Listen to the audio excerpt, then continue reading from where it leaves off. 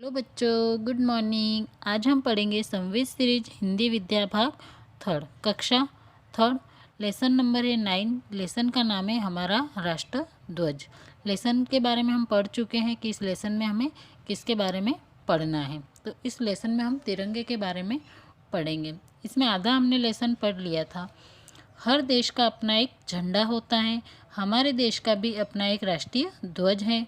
हमारा राष्ट्रीय ध्वज 3 रंगों का है, इसीलिए इसे तिरंगा भी कहते हैं। हमारे राष्ट्रीय ध्वज को क्या कहते हैं? तिरंगा। क्यों कहते हैं? वो 3 रंग का है इसलिए। हमारा राष्ट्रीय ध्वज हमारी एकता और स्वतंत्रता का प्रतीक है। इसके साथ ही हमारे देश के आदर्शों को भी दर्शाता है।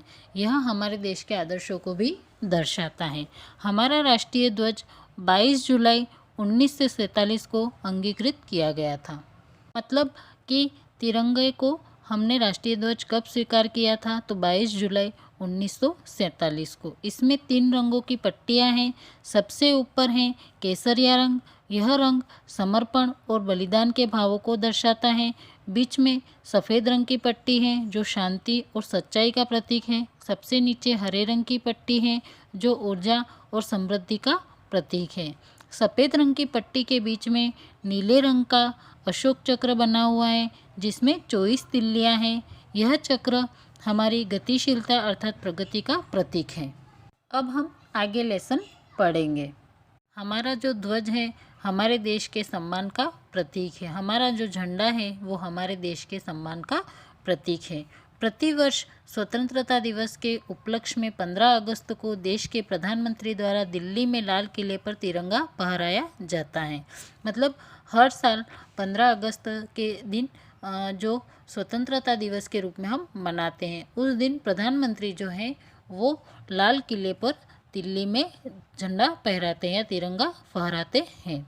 हमारा तिरंगा खादी का बना होता है। हमारा जो तिरंगा है वो किससे बना है? खादी से बना है। खादी एक प्रकार का कपड़ा है जो हाथ से बुना जाता है। खादी किसे कहते हैं? तो वो एक कपड़ा है और जिसको किससे बनाते हैं?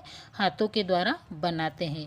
तिरंगे की लंबाई और चौड़ाई का अनुपात 3:2 है। इसकी लंबाई और चौड़ाई कैसे होती है? तो 3:2 है। हमें इसमें राष्ट्रीय ध्वज का सम्मान बनाए रखने के लिए कुछ नियमों का पालन अनिवार्य करना है। मतलब हमें हमारे राष्ट्रीय ध्वज का सम्मान करने के लिए कुछ नियमों का पालन अनिवार्य रूप से करना होता है। कौन कौन से हैं वो? निजी कार्यक्रमों में तिरंगे को फहराने की सख्त मनाही है। अगर हमारे कोई निजी कार्यक्रम है, हमारे घरेलू कार्यक्रम है, तो उसमें हम तिरंगे को फहरा नहीं सकते। जब भी तिरंगा फहराया जा रहा हो तो सावधान की मुद्रा में खड़े होकर उसका सम्मान करना चाहिए। जब भी तिरंगा फहराया जाता है तब आपको सीधा खड़ा होना है, हिलना डुलना नहीं है, कुछ बातचीत नहीं करनी है और उसके सम्मान में आपको एकदम सीधे खड़े रहना है। यह हमारे राष्ट्र के गौरव का प्रतीक है। यह हमारे राष्ट्र के गौरव का प्रतीक है, इसीलिए हम सबको इसका सम्मान करना चाहिए। इसलिए हमें तिरंगे का सम्मान करना आवश्यक है। आगे इसके क्वेश्चन आंसर आपको PDF में सेंड कर दिए जाएंगे।